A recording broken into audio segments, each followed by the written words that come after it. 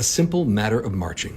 Professor Poutine here, time for Mysteries Histories. Let's talk about the War of 1812 for a second. With Britain occupied fighting the Napoleonic forces, the United States government under Madison thinks this would be the ideal time to march on and conquer Canada. Now, there's lots of reasons they give for this illegal invasion, but three in particular kind of resonate in 2025. First, they argue that the British are enacting unfair trade policies on the United States by not allowing them to trade with whoever they want, and that trade imbalance shall not stand. Number two, why wouldn't Canada want to become part of the United States? Everyone wants to be American, don't they?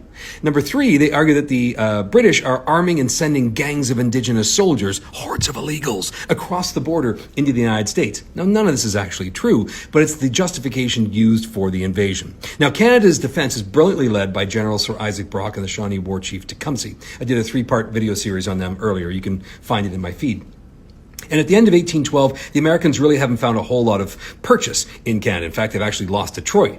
But in 1813, the Americans launch a massive invasion across the Niagara Peninsula. And it's in 1813 in particular that they attack the city of York, which is present-day Toronto, and burn a lot of the city, including the government buildings, to the ground.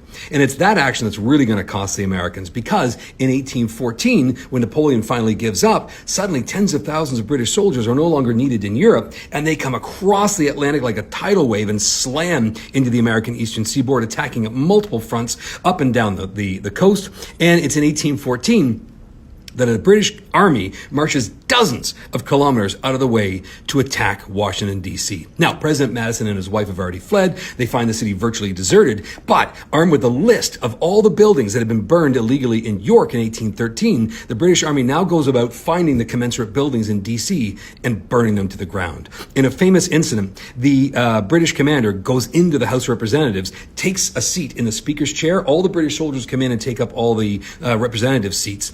And the British commander says to his soldiers, quote, "All ye present in favor of burning this Yankee seat of democracy to the ground, yell aye." And all the collected soldiers yell aye. And he says, quote, "Light it up."